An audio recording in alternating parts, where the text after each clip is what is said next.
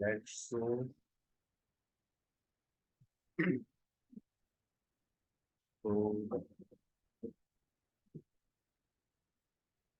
what we'll cover is AWS. Okay. Uh, how AWS basically not just AWS, कि cloud computing क्या होती है और क्लाउड में हम क्लाउड क्या किसे बोलते हैं, क्लाउड क्यों आया, ठीक है। और क्लाउड में ऐसी कौन सी चीज है जो हम पहले करते थे और अब उससे और अच्छी तरह से कर पा रहे हैं, ठीक है। क्लाउड लाने की जरूरत क्यों पड़ी, ठीक है। क्लाउड कंप्यूटिंग, अब क्लाउड हर जगह है, क्लाउड किचन सुना होगा तुमने, ठीक है। क्लाउड किचन में क्या होता है, देयर इज नो किचन, ठीक है। किचन कुछ नहीं है, तुम्हारा घर का किचन है, तुमने कुछ बनाया तुमने दे दिया, ठीक है। ऐसा कोई होटल नहीं है, कोई रेस्टोरेंट चैन नहीं है। तुमने क्लाउड किचन उस चीज को बोला है जहाँ पे तुम्हारा इंफ्रास्ट्रक्चर हिडन है। भाई जिसने ऑर्डर किया उसको पता नहीं है क्या कि बन के कहाँ से आ रहा है, ठीक है। अगर यही तुम देखोगे कोई रेस्टोरेंट है तो तुम्हें पता है कि अंदर किचन है, अंदर से लोग काम कर रहे हैं, वहां से ले आ रहा है, ठीक है। तो तुम्हें पता है कि यहाँ पे ये खाना वगैरह सब ऐसा बनता है। पर जहाँ पे क्लाउड लग गया तो उसका मतलब होता है कि जो चीजें हैं वो तुमसे हिडन है, ठीक है। जो कॉम्प्लेक्सिटी है, सबसे खाना बनाने में सबसे कॉम्प्लेक्स क्या है, भाई मसाले कौन से जा रहे हैं, कौन सा मसाला जा रहा है, सब्जियां कैसे कट रही है, कितनी सब्जियां डल रही है, कितना तेल डल रहा है, ये सब तुमसे हिडन है, ठीक है। तो वैसे ही है क्लाउड कंप्यूटिंग के अंदर। कंप्यूटिंग का मतलब क्या हो गया, मेमोरी, सीपीयू, तुम्हारा सिस्टम कहाँ पड़ा है, सिस्टम कौन सा मॉडल है, एचपी का है, डेल का है, आईबीएम का है। और वो चीजें हिडन है कि भाई तुम कौन से लोकेशन में पड़ी है, ठीक है। मान लो कि हम इंडिया में कहीं पे है, ठीक है, इंडिया में 5 जगह सर्वर्स हैं, ठीक है। तो 5 जगह सर्वर है पर तुम्हें क्लाउड पे वो तुम्हें एक साथ दिखेंगे, ठीक है। और जब तुम कोई चीज जैसे तुम्हें वीएम बनानी है, ठीक है, तो तुम्हें जब तुम वीएम बनाओगे तो तुम्हें ये पता नहीं चलेगा किस मशीन से वीएम मिली है तुम्हें, ठीक है। तो बहुत सी कॉम्प्लेक्सिटी है, ठीक है। इंफ्रास्ट्रक्चर में सबसे कॉम्प्लेक्स होता है डेटा सेंटर, ठीक है। सर्विसेज बनाना आसान है, वीएम बनाना आसान है, ठीक है। सबसे बड़ी प्रॉब्लम होती है इंफ्रास्ट्रक्चर की, हार्डवेयर की, नेटवर्किंग की। तो वो जो लेयर ऑफ कॉम्प्लेक्सिटी है वो हाइड कर देता है क्लाउड, ठीक है। तो क्लाउड एक जेनेरिक टर्म है, ठीक है। जहाँ क्लाउड आ गया तो वहां मतलब तुम्हें वो वहां पे नोन है कि कॉम्प्लेक्सिटी तुम्हारे से हाइड कर दी गई, ठीक है। तो so that is like base of what is cloud. अब कंप्यूट क्लाउड कंप्यूटिंग का मतलब तो क्लाउड कंप्यूटिंग का मतलब ये है कि जो इंफ्रास्ट्रक्चर का कॉम्प्लेक्सिटी है या फिर एक्सपेंस है वो तुम्हारे से हिडन है, ठीक है। तो what is cloud computing, cloud computing on demand delivery of computing resources, like computing resources क्या हो गया, सीपीयू हो गया, जीपीयू हो गया, रैम हो गई, ठीक है। और तुम्हारे ईथरनेट हो गया, ठीक है। आजकल तुम देख रहे हो कि तुम्हें कहीं पे लैन लगाना पड़ता है। अगर तुम्हें अपने घर पे अगर कंप्यूटर सेटअप करना है तो तुम्हें लैन चाहिए, तुम्हें वाईफाई चाहिए, नेटवर्क चाहिए, तुम्हें इंटरनेट प्रोवाइडर से काम बात करनी पड़ेगी, तुम्हें जीपीयू डालना पड़ेगा, तुम्हें सीपीयू डालना पड़ेगा, तुम्हें ये मैनेज करना पड़ेगा कितनी रैम चाहिए, तुम्हें कौन सी रैम चाहिए, DDR3 चाहिए, 4 चाहिए, 5 चाहिए, ठीक है। तो ये जब तुम चीजें सारी हैंडल कर रहे हो, ठीक है। क्लाउड कंप्यूटिंग में क्या होता है, तुम तुम्हें जो चीज चाहिए वही तुम ऑर्डर करते हो। मुझे चाहिए वीएम, ठीक है, मुझे खेलना है गेम, ठीक है। तो मैं क्या करूंगा, मैं जाऊंगा किसी कंसोल पे, ठीक है, कंसोल की बात करेंगे हम। मैं चाहूंगा कि मुझे GTA 4 खेलना है, ठीक है। तुमने GTA 4 पे क्लिक किया और GTA 4 तुम्हारे साथ सामने खुल गया। तुम्हें ना तो जीपीयू की टेंशन लेनी पड़ी, ना तुम्हें सिस्टम की टेंशन लेनी पड़ी, ना तुम्हें पावर बैकअप की टेंशन लेनी पड़ी, ठीक है। तो ये बोलते हैं तुम्हें ऑन डिमांड, तुम्हारी डिमांड है कि मुझे गेम खेलना है तो तुम्हें वो कंप्यूटर रिसोर्सेज प्रोवाइड कर देता है, ठीक है। तो क्लाउड कंप्यूटिंग एक ऑन डिमांड डिलीवरी नेटवर्क है, ठीक है, of computer computing resources, database, storage, applications और आईटी रिसोर्सेज। जो भी तुम सॉफ्टवेयर के लिए तुम्हें चाहिए, ठीक है, कोई भी सॉफ्टवेयर तुम यूज कर लो। अ, या फिर तुम कोई भी जैसे जी ड्राइव है, ठीक है, जी ड्राइव में तुम क्या करते हो, ड्रैग एंड ड्रॉप किया फाइल, ड्रैग एंड ड्रॉप कर दिया, ठीक है। फाइल तुम्हें दिख रही है कि फाइल पड़ी है कहीं पे, तुम्हें पता नहीं है कि कहाँ पड़ी है, ठीक है, किस लोकेशन पे पड़ी है, इंडिया में पड़ी है, यूएस में पड़ी है, क्या पता जोधपुर के किसी डेटा सेंटर में पड़ी है। पर तुम उसे एक्सेस कर सकते हो, ठीक है। तुम कहीं से भी एक्सेस करो, सेम टाइम लगता है। तो वो जो कॉम्प्लेक्सिटी है वो तुम्हारा क्लाउड कंप्यूटिंग हाइड कर देता है, ठीक है। और ये सिर्फ वीएम बनाने तक लिमिट नहीं है, you can use cloud computing for anything, ठीक है। तुम्हें चाहिए high speed data transfer from India to US, ठीक है।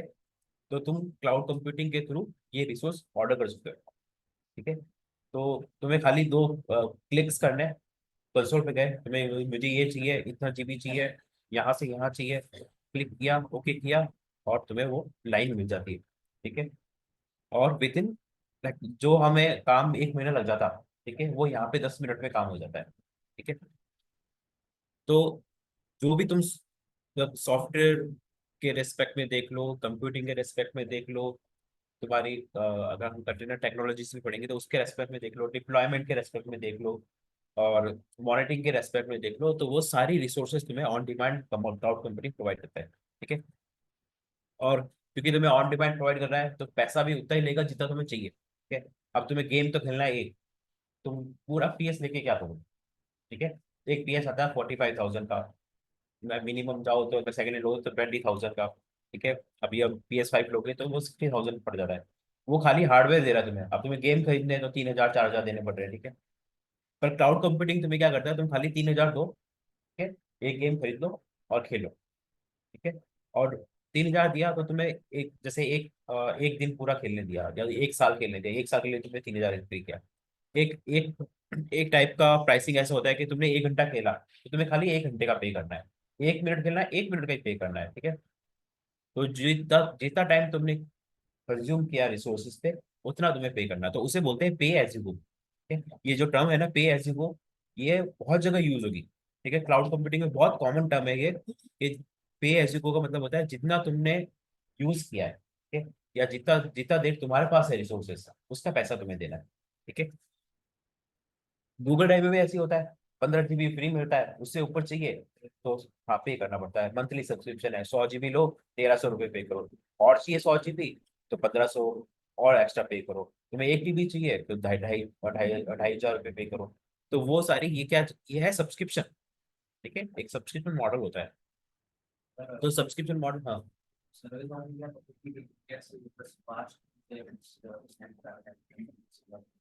तुम्हें मान लो कि तुम्हें 250 TB ट्रांसफर करना है data, India to US. US में तुम्हारा कोई सर्वर है, इंडिया में तुम्हारा सर्वर है, ठीक है। मैं मान लो कि मेरी कंपनी, यहाँ कंपनी में एक सर्वर है, ठीक है। अब मेरे पास में 250 TB की इमेजेस है, या कोई गेम है, ठीक है। अब मुझे वो इंडिया में यूएस में खेलना है, तो कैसे खेलूंगा, वो तो यहीं पे पड़ा है, तो मुझे ट्रांसफर करना पड़ेगा। तो मैं क्या करूंगा यार, या तो यहाँ तो मेरा डेटा सेंटर पे पड़ा है, ठीक है। अगर यही चीज कहीं पे ऐसी ऐसी जगह होती, क्लाउड कंप्यूटिंग होती, जैसे AWS हो गया, GCP हो गया, यही चीज वहां होती, ठीक है, तो ट्रांसफर करना बहुत आसान हो जाएगा।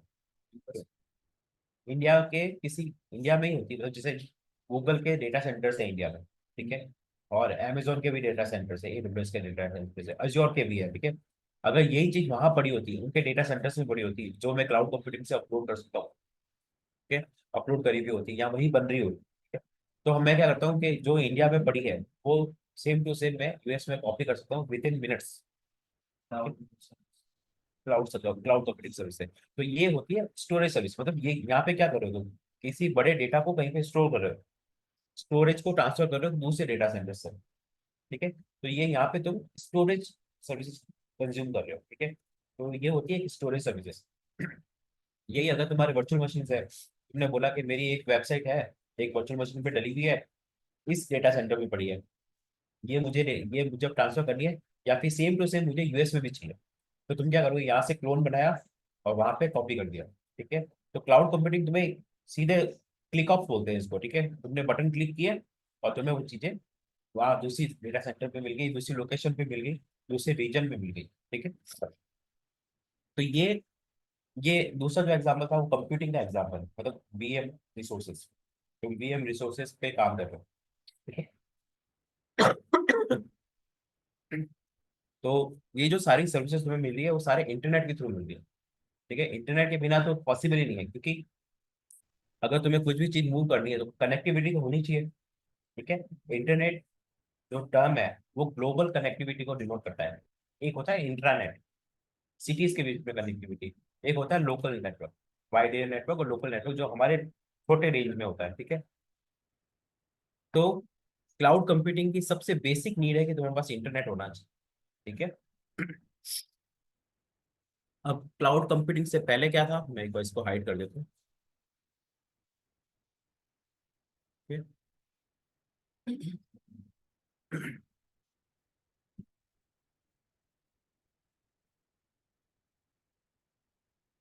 से पढ़ते हैं। कहाँ गया वो बटन?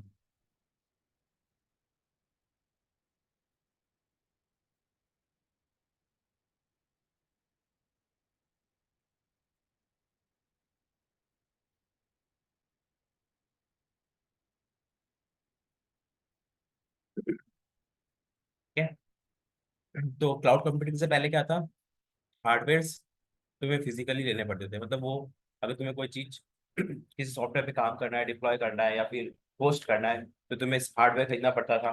उसके लिए जगह जगह खरीदनी पड़ती थी, उसको मैनेज करने के लिए स्टाफ खरीदना पड़ता था। और उसकी सिक्योरिटी भी तुम्हारे भी थी, कोई चुरा नहीं ले या फिर कोई तोड़ नहीं दे या फिर कोई जल नहीं जाए, उसकी सिक्योरिटी तुम्हारे भी थी। तुम्हें प्लान करना पड़ता था भाई, तुम्हें कितना एसी चाहिए, ठंडा ठंडा चाहिए, क्योंकि ठंडा भी करना पड़ेगा उसको, जो गर्म बहुत होगा। और उसके लिए पैसा भी तुम्हें डालना पड़ता था। तो ये सारा कॉस्ट तुम्हें खुद को बेयर करना पड़ता था, सिर्फ हार्डवेयर का कॉस्ट नहीं है, हार्डवेयर को मैनेज करने का भी एक कॉस्ट है। तो वो सारा कॉस्ट तुम्हें खुद से करना पड़ता था, ठीक है, बिफोर क्लाउड कंप्यूटिंग। ठीक है। और अगर तुम्हें मान लो कि ये जो चीज तुम यूज कर रहे हो, वो मैक्सिमम पीक पे कब जाएगा। मान लो तुमने 2 सीपीयू वाला सर्वर ले लिया, तो तुम 2 सीपीयू को 100% कंज्यूम कब करोगे। बहुत कम चांसेस है ना तुम्हारे पास में। ठीक है, तो वहां पे तुम्हारे जो रिसोर्सेज है वो अंडर यूटिलाइज हो जाता है। ठीक है, अब मान लो कि तुमने एक सीपीयू खरीद लिया और तुम्हारा लोड है 2 सीपीयू का। ठीक है, अब तुम्हें एक सीपीयू और डालना है। अब वो सर्वर में तुम डाल नहीं सकते सीपीयू। ठीक है, तुम्हारा मदरबोर्ड सपोर्ट करना चाहिए, तुम जाओगे एक और सीपीयू लेके आओगे, फिर कॉस्ट बढ़ गई तुम्हारी। तो यहाँ पे बोलते हैं ओवर यूटिलाइजेशन। ठीक है, अब तुम्हारा नहीं, मतलब लोडेड है, ओवरलोडेड, सिंपली तुम्हारा सिस्टम ओवरलोडेड है। तो तुम क्या करोगे, ओवरलोड के केस में एक और सीपीयू डालना पड़ेगा, एक और सिस्टम डालना पड़ेगा, तो एक और कॉस्ट बढ़ गई तुम्हारी। ठीक है, और वो आएगा कब, पहले तुम उसको सर्च करोगे कि भाई इसके कंपैटिबिलिटी चेक करोगे। मिनिमम 10 to 15 डेज तुम्हारा वो सर्वर आने में लगेगा, कोई भी सर्वर होगा। ठीक है। तो ये सब चीजें जो मैनेज करनी होती है वो तुम्हें पहले, क्लाउड कंप्यूटिंग से पहले तुम्हें खुद को मैनेज, जब तक ये एडब्ल्यूएस नहीं आया था, जीसीपी नहीं आया था, अश्योर नहीं आया था, उससे पहले ये सारी चीजें लोग खुद मैनुअली मैनेज कर रहे थे। ठीक है। ठीक है, जिसको जो होस्ट करना है वो खुद ही बनाता था ये सारी चीजें। ठीक है, उसमें एक कॉस्ट भी बढ़ती थी, तुम्हारा सॉफ्टवेयर भी महंगा होता था, एंड यूजर एंड कस्टमर को भी ज्यादा पैसा पे करना पड़ता था। और लास्ट में है, इफ यू आई मीन, अगर तुम्हें कुछ चेंज करना होता था तो टाइम, इफर्ट और कॉस्ट ड्रास्टिकली इंक्रीज होती थी। ठीक है, ये था क्लाउड कंप्यूटिंग के से पहले। ठीक है, और क्लाउड कंप्यूटिंग के बाद में क्या हुआ वो तो हमने डिस्कस किया कि भाई सब कुछ, जो complexity of managing hardware, maintaining it, monitoring it is hidden from you. ठीक है, सर ये सीपीयू अपन कोई ज्यादा यूज करे या वो बहुत लो कंजप्शन हो रहा है, मेंटेन दोनों को ही करना तो पड़ेगा। सब कुछ आपको ही करना पड़ता है। हाई सीपीयू यूज हुआ तो हीट होगा, तुम्हें एसी वो ज्यादा ही टेम्परेचर मेंटेन करना पड़ेगा। और जब सीपीयू फुल चलते हैं तो फैन भी फुल चलते हैं, आवाज बहुत तेज होती है। तो तुम्हें ऐसी जगह डालना पड़ेगा जहाँ पे आवाज कम आए, क्योंकि अगर यहाँ पे आवाज आ रही है फुल, तो आसपास के लोग डिस्टर्ब होंगे। तो तुम्हें लोकेशन ऐसी चूज करनी होती है जहाँ पे तुम्हें ताकि बाकी, जहाँ पे बाकी लोग कम डिस्टर्ब है। या फिर तुम ऐसी जगह चूज करो जहाँ पे ऑलरेडी डेटा सेंटर्स है। ठीक है, कोई जोधपुर में कोई, या कोई डेटा सेंटर है जहाँ पे सबके सर्वर लगे हुए हैं, तुम भी चाहते हैं वहां पे अपना सर्वर लगा दो। ठीक है, तो वो भी एक ऑप्शन रहता है। अब 3 टाइप के क्लाउड कंप्यूटिंग मॉडल होते हैं। ठीक है, one is IaaS, infrastructure as a service, जो कि नाम बता रहा है तुम्हें कि तुम्हारा जो इंफ्रास्ट्रक्चर है वो एज ए सर्विस मिलता है तुम्हें। ठीक है, मान लो कि वीएम हो गया। ठीक है, वीएम वीएम बनाने के लिए तुम्हें सिस्टम चाहिए, हार्डवेयर सीपीयू चाहिए, रैम चाहिए, एक फिजिकल सिस्टम चाहिए। ठीक है, पर तुमने क्या किया, एक कंसोल बना दिया फ्रंट एंड, वहां पे लिखा मुझे चाहिए एक CPU, 1 GB RAM, 10 GB storage, एक इथरनेट, 10 Gbps का चाहिए, 1 Gbps का चाहिए उसके हिसाब से, और एक आईपी, फिर तुम्हें एक्सेस भी करना है। ठीक है, तो ये देने के बाद में जैसे तुम ओके करते हो तो तुम्हें वो मशीन बन के मिल जाती है। तुम्हें एक आईपी मिल जाता है, और एक तुम्हें स्ट्रिंग मिल जाती है जो तुम अपने सिस्टम पे जाके एसएसएच कर सकते हो, या फिर तुम्हें आरडीपी कर सकते हो, विंडोज में आरडीपी होता है। ठीक है, तो इसको बोलते हैं इंफ्रास्ट्रक्चर एज ए सर्विस। ठीक है, तुम्हें इंफ्रास्ट्रक्चर सर्विस की तरह मिल गया। ठीक है, एक होता है platform as a service, Google drive बहुत अच्छा एग्जाम्पल है। ठीक है, गूगल ड्राइव कोई तुम्हारे लिए वीएम तो है नहीं, ये एक सर्विस है, स्टोरेज सर्विस है गूगल ड्राइव। वीएम तो है infrastructure as a service. Example क्या हो? जैसे तुम्हें वर्चुअल मशीन चाहिए, ठीक है, तो तुम क्या करते हो, अपने सिस्टम, अगर वर्चुअल मशीन चाहिए, एक ओएस चाहिए, विंडोज चाहिए, लिनक्स चाहिए तुम्हें, ठीक है, तुम्हें लिनक्स सिस्टम चाहिए, तो तुम क्या करोगे, अपने मशीन पे लिनक्स डाल दोगे। ठीक है, तुम्हारे मशीन पे डाल सकते हो, मेरे मशीन पे डाल के तुम एक्सेस ले लोगे। ठीक है, पर अगर तुम्हें 10 वीएम चाहिए तो मेरे पास सिस्टम नहीं है इतने सारे, तो तुम क्या कर सकते हो, एक क्लाउड कंप्यूटिंग पे जाओ, वहाँ उसका पोर्टल खोलो, तो तुम्हें जो जो चाहिए वो भरो, एक सीपीयू चाहिए, 1 GB रैम चाहिए, 10 GB स्टोरेज चाहिए, एक इथरनेट चाहिए 10 Gbps का, और फिर तुम्हें उसके अंदर चाहिए एसएसएच पोर्ट खोलना है, एचटीटीपी पोर्ट खोलना है, लॉगिन कैसे करना है, तुम्हारे पास यूजर नेम पासवर्ड है तो वो डाल सकते हो वहाँ पे, फिर ओके करोगे, तुम्हें एक मशीन मिल जाएगी। 10 मशीन चाहिए तो वहाँ पे प्लस प्लस का बटन होता है, जैसे तुम अमेजोन पे कुछ खरीदते हो, वो जो प्रोसेस है same to same cloud computing के अंदर आइटम्स ये तो बस प्लस कर सकते हो। जैसे मान लो कि तुम्हें एक चाहिए तो एक करो, वहाँ पे तुम्हें 10 मशीन चाहिए, 10 प्लस करो, सेम कॉन्फ़िगरेशन की 10 मशीन तुम्हें मिल जाएगी, 10 आईपी के साथ में। ठीक है, तो वो बोलते हैं इंफ्रास्ट्रक्चर एज ए सर्विस। मान लो तुम्हें अब चाहिए स्टोरेज, ठीक है, स्टोरेज के लिए अब तुम जाओ, जैसे गूगल ड्राइव अलग है, मैं रॉ की बात करूँ, रॉ डेटा सर्वर, जैसे मेरे पास स्टोरेज सर्वर है, मैंने यहाँ पे इंस्टॉल कर दिया। अब मुझे ईशान बोलता है यार मुझे 10 GB चाहिए, तो मैंने उस स्टोरेज पे ईशान के लिए 10 GB बना के दे दिया कि ईशान ये यूआरएल है, तुम वहाँ पे जाओ और अपने 10 GB की 10 GB यूज करो, तो वो ईशान वहाँ पे जाएगा, 10 GB की चीजें डालेगा और वो करेगा। ठीक है, वो मैंने क्या बोला, स्टोरेज एज अ सर्विस दे दी। ठीक है, पोर्टल पे गया, उसको फाइल अपलोड करनी है, अपलोड की, 10 GB मिली, जैसे 10 GB से ऊपर गया ईशान डाल नहीं पाएगा क्योंकि उसको 10 GB अलोकेटेड है। ठीक है, तो वो मुझे बोलेगा मुझे 10 GB और चाहिए, तो मैं 10 GB और इंक्रीज कर दूंगा, तो यही क्या होगा, स्टोरेज एज ए सर्विस मिल गई। ठीक है, स्टोरेज भी एक इंफ्रास्ट्रक्चर है। ठीक है, वहाँ पे हार्ड डिस्क लगती है, एसएसडी लगती है, एनवीएमई लगती है। ठीक है, तो ये इंफ्रास्ट्रक्चर, जहाँ पे तुम्हें हार्डवेयर एज ए सर्विस मिल रहा है, इंफ्रास्ट्रक्चर एज ए सर्विस मिल रहा है। इंफ्रास्ट्रक्चर में क्या आ गया, सीपीयू आ गया, रैम आ गया, नेटवर्किंग आ गई। ठीक है, आईपी एड्रेस आ गए, तुम्हें खाली आईपी एड्रेस चाहिए। ठीक है, अपनी मशीन को तुम्हें पब्लिक करना है तो तुम्हें आईपी एड्रेस चाहिए, तुम जाओ आईपी एड्रेस खरीदो और अपने मशीन पे लगा दो। ठीक है, तो वो हो गया अब प्लेटफॉर्म एज अ सर्विस। मान लो गूगल ड्राइव एग्जाम्पल है। ठीक है, स्टोरेज तुम्हें पता नहीं कहाँ पे है, तुमने स्टोरेज रिक्वेस्ट भी नहीं की, तुम्हें 15 GB बाय डिफॉल्ट मिल गई। ठीक है, अब तुम्हें 10 GB और चाहिए, तुमने सब्सक्रिप्शन ले लिया तो मिल गई। ठीक है, पर तुमने किसको रिक्वेस्ट किया, गूगल को। ठीक है, गूगल कहाँ रिक्वेस्ट करेगा, किसी क्लाउड कंप्यूटिंग पे। ठीक है, उसका खुद का क्लाउड इंफ्रास्ट्रक्चर रहता है, तो गूगल क्या करेगा, हर गूगल यूजर को 15 GB फ्री दे देगा। तो ये एक प्लेटफॉर्म है, गूगल एक तुम्हारा प्लेटफॉर्म है। ठीक है, गूगल पे लॉगिन किया, तुम्हें जीमेल फ्री मिलता है, ड्राइव फ्री मिलता है, मीट फ्री मिलता है। ठीक है, और इसके साथ में कुछ डिफॉल्ट स्टोरेज, डिफॉल्ट मैसेजिंग वाला, वो सब तुम्हें फ्री मिलता है। गूगल का जो वीडियो प्लेटफॉर्म है, ठीक है, गूगल मीट, वो भी तुम्हें, गूगल चैट भी मिलता है।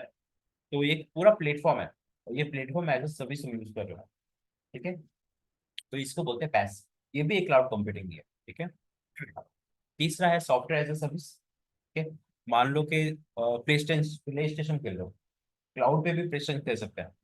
ठीक है, ऑनलाइन प्ले स्टोर, जैसे तुम पबजी खेलते हो। ठीक है, पबजी क्या है, सॉफ्टवेयर है। ठीक है, तो सॉफ्टवेयर तुम ऑनलाइन यूज कर रहे हो, तुम्हारे अभी जैसे तुमने एपीके इंस्टॉल किया और चलाया, वहां पे तुम्हारे मोबाइल के रिसोर्सेज यूज हो रहे हैं। ठीक है, तो मान लो कि तुम ब्राउजर पे गए और ब्राउजर पे कोई गेम खेला, ठीक है, तो वहां पे तुम्हारा सीपीयू, तुम्हारा इंफ्रास्ट्रक्चर यूज नहीं हो रहा है। ठीक है, तो वो सॉफ्टवेयर तुम यूज कर रहे हो पर तुम्हारे रिसोर्सेज कंज्यूम नहीं हो रहे, तो जितना घंटा खेला उसका तुम्हें पे करना है, तो इसको बोलते हैं सॉफ्टवेयर एज ए सर्विस।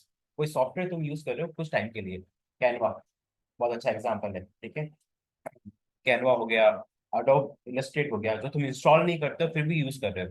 देखो, एडोब फोटोशॉप हो गया, देखो फोटोशॉप तो भी क्लाउड वर्जन आता है। ये सब्सक्रिप्शन हाँ, हाँ, ड्रॉप बॉक्स तो क्या प्लेटफॉर्म, ये प्लेटफॉर्म एज ए सर्विस है, वो स्टोरेज सर्विसेज तुम्हें प्रोवाइड होता है। फोटोशॉप आ सकता है। फोटोशॉप आ सकता है, इलस्ट्रेट आ सकता है। ठीक है, फिर से शेयर करनी पड़ेगी, share it again.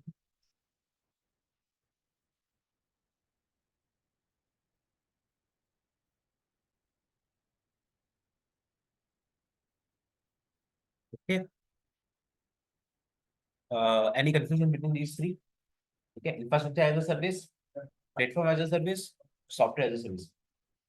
Cloud computing इन तीन पे लिमिटेड नहीं है।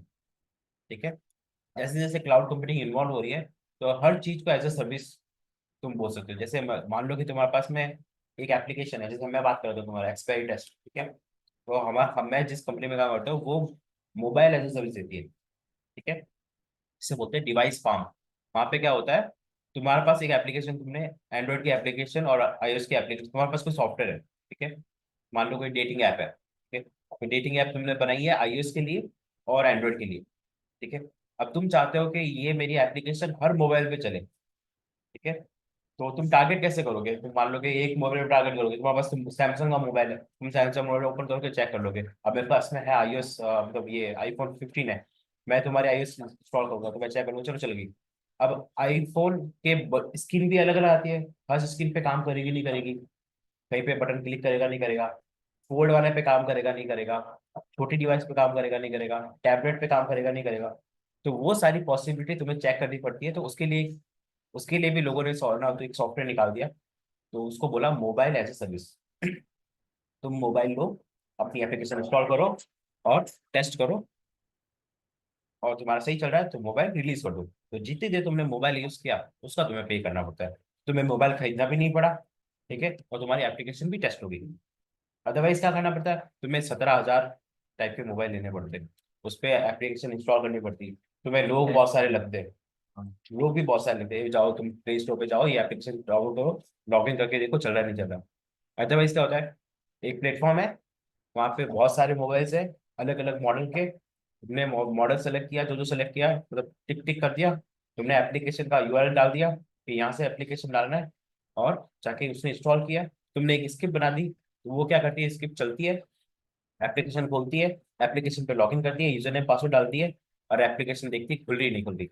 ठीक है, तुम देखते हो जितने भी बटन है तुम्हारे एप्लीकेशन पे, वो क्लिक हो रहे कि नहीं हो रहे, सही जगह पे है कि नहीं, तो वो तुम्हारी स्क्रिप्ट टेस्ट कर दी। तो वो स्क्रिप्ट तुमने वहां पे रन कर दी सारे मोबाइल्स पे, और विद इन 10 मिनट तुम्हें रिजल्ट पता चल गया कि तुम्हारी एप्लीकेशन काम कर रही नहीं कर रही। सो पर ये पॉसिबिलिटी होता है कि जैसे एंड्रॉइड पे चल रहा है, हम्म, एंड्रॉइड में भी सैमसंग S23 में चल जाएगा और फ्लिप या फोल्ड में भी चलेगा। नहीं, हाँ, बहुत सी पॉसिबिलिटी है, प्लेटफॉर्म्स है। Amazon प्रोवाइड करता है डिवाइस फार्म, एक सर्विस है डिवाइस फार्म, ठीक है ना, आउट ऑफ जैसे जो अराउंड 250 to 300 सर्विसेज है, मतलब जो Amazon प्रोवाइड करता है AWS, उसमें से एक सर्विस है डिवाइस फार्म। तुम वहां पे जाके दोनों सेलेक्ट कर सकते हो, अपनी एप्लीकेशन अपलोड कर सकते हो, वो एप्लीकेशन इंस्टॉल करता है और चेक करता है कि इंस्टॉल हो रही है कि नहीं हो रही। फिर तुम स्क्रिप्ट प्रोवाइड करोगे, वो स्क्रिप्ट भी चला देगा उसी सिस्टम पे, मतलब ये एपीएम की स्क्रिप्ट होती है, मतलब अलग अलग टाइप की टेस्टिंग होती है, तो वो चलाता है, वो चेक करता है, उसका रिजल्ट तुम्हें देता है कि हाँ भाई चल रही है, 200 हो गया। नहीं हुई, किसी मोबाइल पे नहीं चली, तो तुम्हें बता देगा कि इस मोबाइल पे नहीं चली, तो तुम वो जाके उस मोबाइल पे रिकॉर्डिंग देख सकते हो कि हाँ भाई क्या क्या किया और क्या रिजल्ट आया, क्यों फेल हो गया। फिर तुम अपने डेवलपर को बोलो भाई ये फेल हो रहा है, तो वो जाके फिक्स करेगा, तुम वापस चलाओगे कि सही हुआ कि नहीं हुआ। तो ये कंटिन्यूस प्रोसेस है सिंपली, पर मेन मुद्दा ये है कि cloud computing is not limited to these three thing. ठीक है, कंटिन्यूसली ऐड हो रही है, डिवाइस एज अ सर्विस, ठीक है,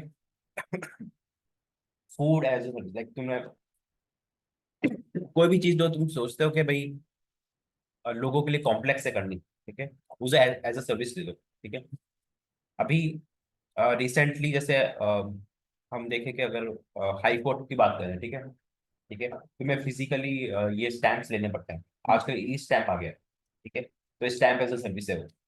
ठीक है, कंसिडर कर सकते हो तुम्हें स्टैंप एज अ सर्विस, तुम ऑनलाइन गए कि मुझे 500 का चार्ज चाहिए, 1000 का चार्ज चाहिए, 25,000 का दो चाहिए, तुमने ओके किया, तुम्हें स्टैंप मिल गया। ठीक है, और ऑथराइज स्टैंप मिल गया, ये ई स्टैंप अभी चल रहा है। ठीक है, तो यहाँ पे क्या हो गया, स्टैंप एज अ सर्विस में कहीं भी फिजिकली किसी एडवोकेट के पास जाना नहीं पड़ा, तुम्हें नोटरी करवानी नहीं पड़ी। ठीक है, तुम्हें ऑथेंटिकेट है ऑलरेडी, वो गवर्नमेंट की वेबसाइट से तुम डाउनलोड कर रहे हो, तो ये स्टैंप एज अ सर्विस हो गया। ठीक है, तो यहाँ पे क्या कॉम्प्लेक्सिटी हाइड हुई, तुम्हें किसी के पास जाना नहीं पड़ा, तुम्हें फिजिकली अपने नहीं पड़ा, तुम्हारा पेट्रोल खर्च नहीं हुआ, कि तुमने घर घर बैठे तुमने ई स्टैम्प ले लिए, और ई स्टैम्प के साथ में तुम्हें डिजिटली साइन मिल गया, डिजिटली नोटरी भी हो गई। तो सर ऐसा मतलब डेवऑप्स इंजीनियर अपन इसका क्या सर्विस यूज कर सकते बहुत बड़ी है। तुम एज ए डेवऑप्स इंजीनियर ये तीनों तुम्हें मैनेज करते हो। ठीक है? हैं इन कि चीज तो अगर मान लो कि किसी को क्लाउड कंप्यूटिंग पता ही नहीं है, ठीक है, मान लो कि किसी को एप्लीकेशन डिप्लॉय करनी है, ठीक है, तो तुम्हारे पास कोई आता है कि यार मेरी ये है ना तो वेबसाइट है, तुम डिप्लॉय कर दो, तो तुम क्या करोगे, तुम्हारी अप्रोच क्या रहेगी? सर्विसेज यूज करनी पड़ेगी। कौन सी सर्विसेज?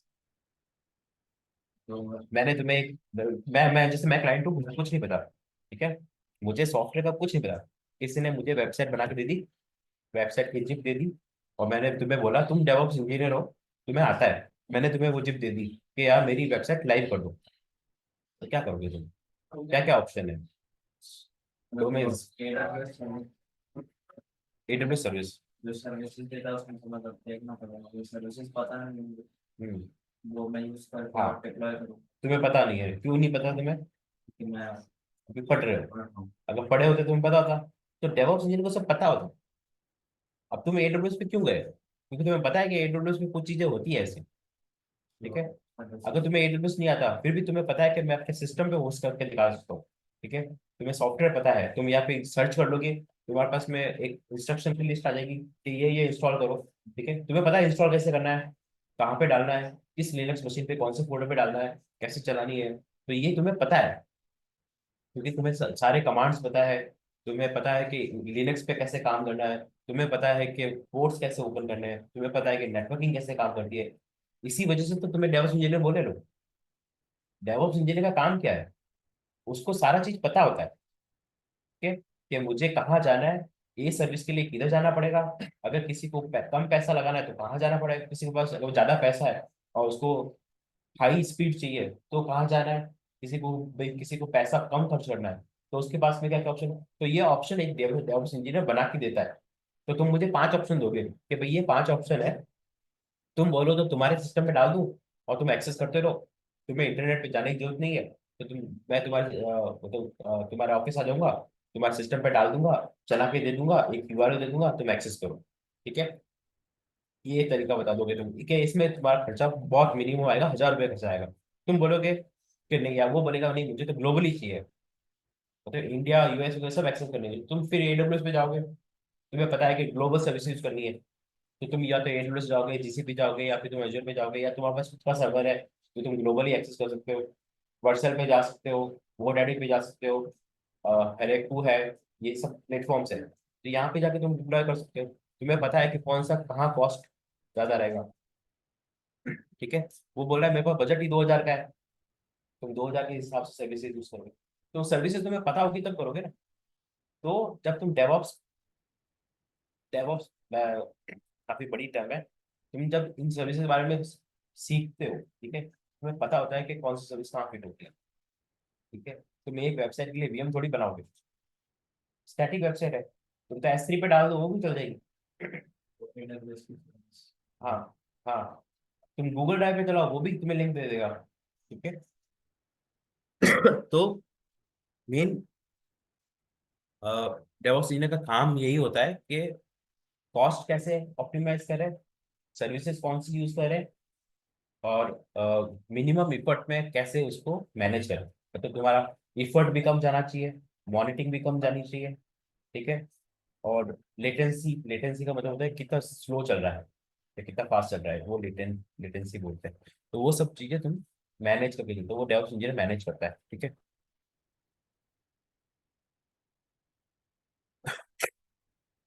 3 टाइप के डिप्लॉयमेंट मॉडल्स हैं, ठीक है, ऑल इन क्लाउड, सब कुछ क्लाउड पे चल रहा है, तुम्हारे वीएम भी क्लाउड चल रही है, स्टोरेज भी क्लाउड पे है, तुम्हारा नेटवर्क भी क्लाउड पे है, ठीक है, तुम्हारे कंटेनर भी क्लाउड पे है, तुम्हारा ये क्या नाम है, तुम्हारा कोड भी क्लाउड पे चल रहा है, तुम्हारा CI/CD भी क्लाउड पे चल रहा है, ठीक है।